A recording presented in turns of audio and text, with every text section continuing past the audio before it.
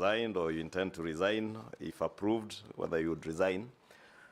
Two, in relation to the question that the Deputy Speaker has asked on AI.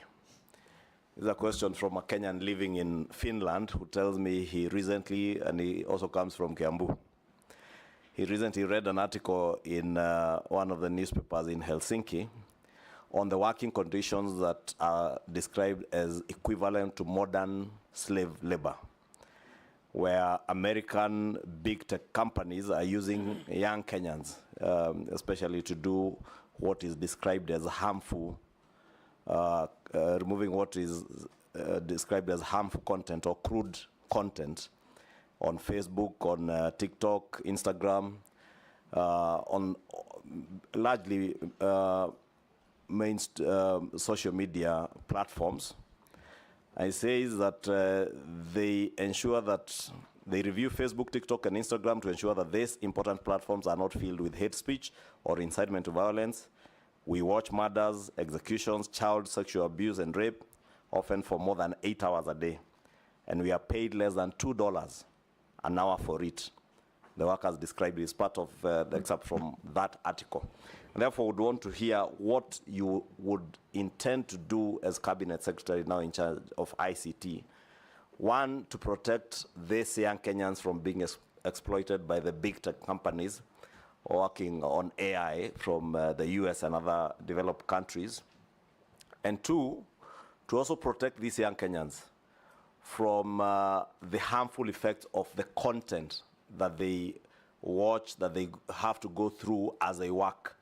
And you know, mental health is indeed a big issue and has been rated as one of the big issues, especially with those working in the tech space in the country. And probably part of it is out of this engagement with content that they are finding online as they work. What would you do to protect them? Lastly, on revenue assurance, calls dropping, Kenyans telcos continue to work with, we all work with phone companies or telcos that call drops are very frequent, and nobody ever compensates Kenyans for the call drops. What you would intend to do, plus, because that is a situation where these telcos are stealing from Kenyans as we make calls. But the same telcos also steal from government in terms of revenue, because we have a system where KRA cannot tell how much airtime you have used, because it's a self-reporting system with the telcos. What revenue assurance systems would you put in place, probably from CA, Communications Authority, to ensure that CA has a view of the amount of data, the amount of airtime that Safaricom and all the other telcos are selling to Kenyans, because there is theft both ways, from Kenyans and also from the revenue authorities. Nominee, you can record the next questions. Juney. Thank you, Honorable Speaker. Honorable Speaker, through you, I would like to ask the nominee, Honorable William Kabogo Gitau, that we are looking here at the suitability, his suitability to be the Cabinet Secretary for ICT. In that regard, having been a governor, member of parliament, and having run a huge county like Kiambu, I have no doubt in his capacity. But these are the questions I want to ask.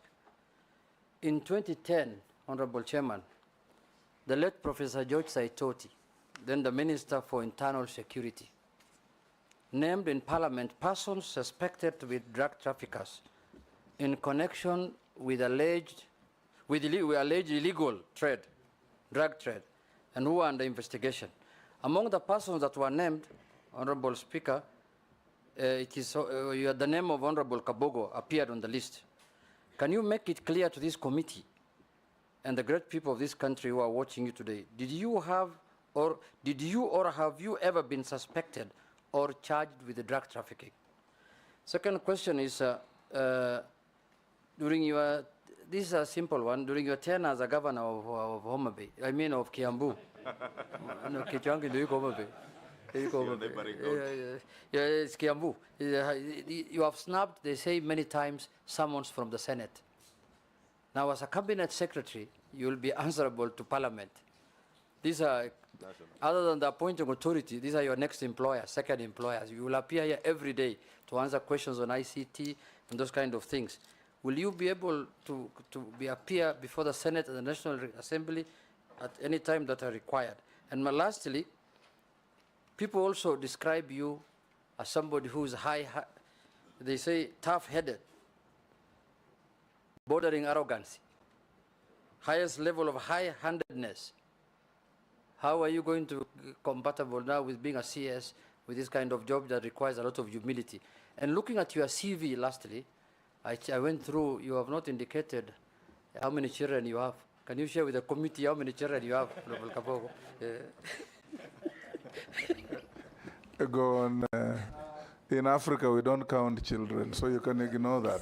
Thank you, Mr. Speaker. First, I appreciate the fact that Honorable Juney has said he has no doubt I have the capabilities of becoming Minister for ICT. I thank you. Party leader, Mheshimiwa Ichung'wah, is talking about working conditions and big tech companies. Like I said before, Mr. Speaker, it is the use of regulatory frameworks and legislative work that can help us deal with these big tech issues. And the way they take advantage of, especially African countries, in terms of call drops. I have been a victim of very many call drops by Safaricom itself. And the minute you call them and ask, why is this happening, they say it is technology, it is these days, you know, frequencies, all these stories. As Minister for ICT, if I'm confirmed, Mr. Speaker, this will become a thing of the past. We should be able to ask CA to be able to get call logs and determine how much call drops each caller has and what the company needs to do to compensate drop times. On the issue of hate speech and harmful content, again, this is a matter of every country having its own regulations. It is true if you look at TikTok, you look at Facebook and X, you will find all sorts of pornography, actually even available to children. This is a situation where our regulators should be able to engage these providers or the owners of these apps, Facebook, TikTok and others, to know how they can be regulated. Nominee, it is not about the regulator. If you are approved, you'll be the minister providing policy direction. Exactly, That's Mr. what Speaker. Ichung'wah wants So to my know. first directive to CA is to be able to get to know how this can be regulated.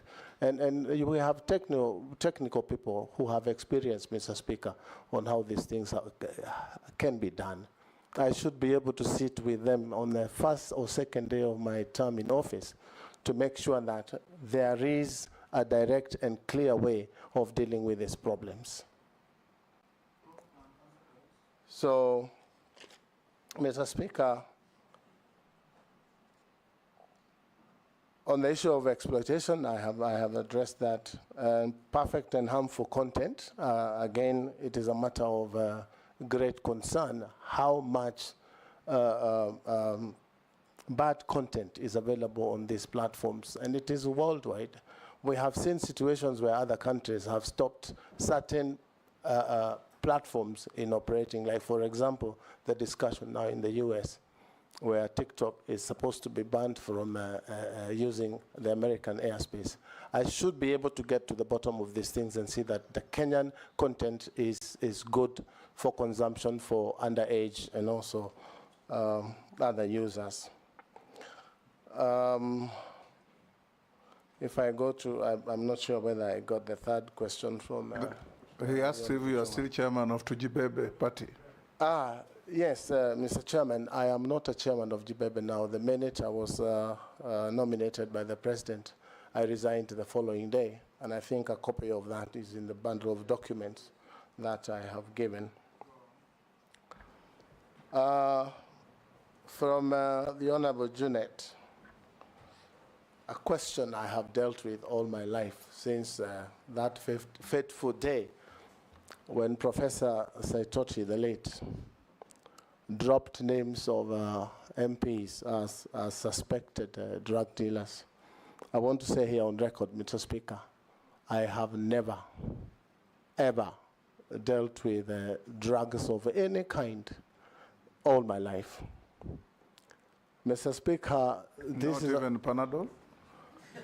Mr. Speaker, I do not imagine that Mohhamed was asking about Panadol. I have some in my pocket if it's just Panadol. But I know he's talking about hard. We know what he means. He's talking about hard drugs, cocaine, and the rest. And this is a very disturbing subject, Mr. Speaker. But I invite Kenyans also to have a look at the dossier that Mr. Saitoti brought to the House. It's a dossier such that, Mr. Speaker, if it was given to Inspector Mwala, it would not pass Mr. Mwala's table for a script.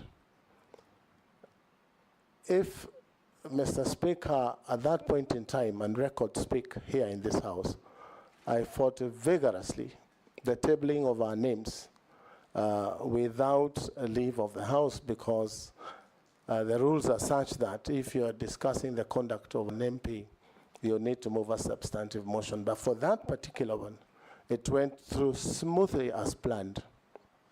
But my point here, Mr. Speaker, the government or agencies, the police, did a thorough investigation, and they gave a temporary report a month later, which was tabled and is part of the records of this House. And they found that I was not culpable. I had never been involved in drug trafficking, and I had never been a driver of the Honorable Mao, as that dossier had said.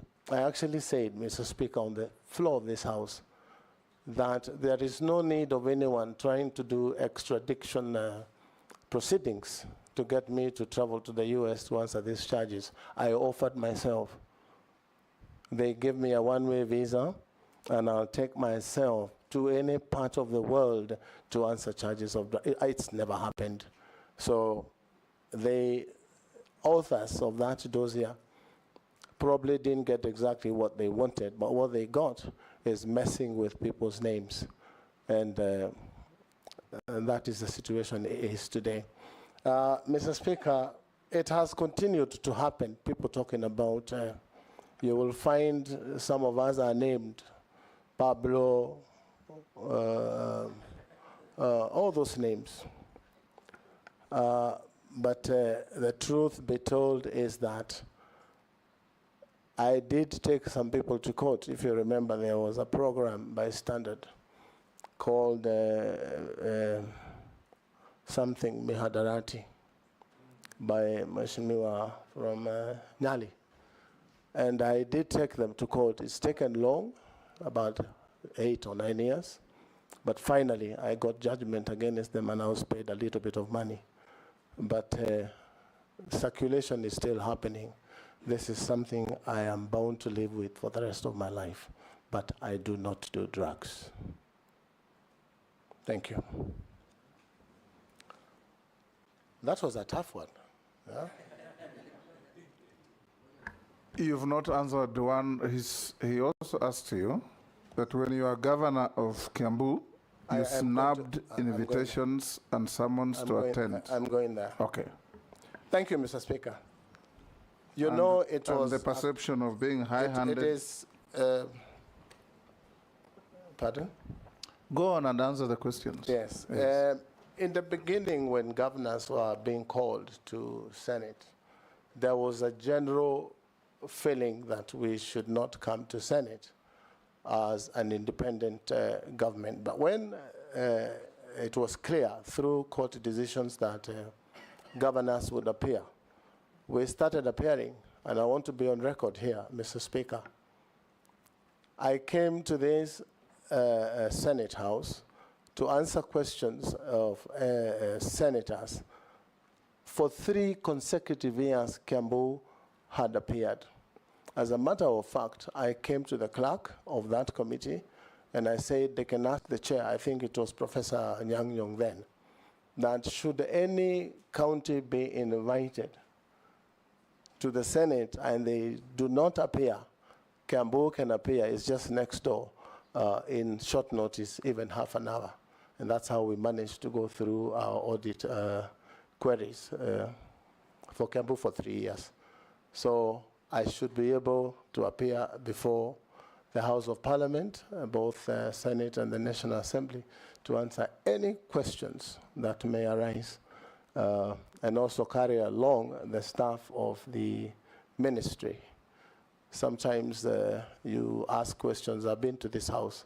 Sometimes you ask questions and the minister is given questions by technocrats to bring to the house and they're never accepted. I should be able to come with the PS or whoever it is and tell them, now you need to answer this question because it's being asked by MPs who represent the people. It's the people asking. So I will honor invitations to appear. What was the other part? Are you arrogant, Yes. hard-headed, and high-handed? Mr. Speaker, I have a very serious face, just like yourself. And that may sometimes be confused to be, but I'm very straightforward. And I do not beat about the bush. I say things as they are. And this is where people wonder whether doing things right or doing the right things is the thing to do. I believe in doing things right, but doing them right. So that sometimes it appears. I have a very strong personality on putting things in order. And that is why I was able to bring order to Kiambu, a very difficult county. How come they rejected you after one term? Mr. Speaker, that is a long discussion you and I would have because you know how elections are done in this country. Yes, Juney. Mr. Speaker, the nominee has answered me saying he is not high-headed, he is not arrogant because he has a very serious face.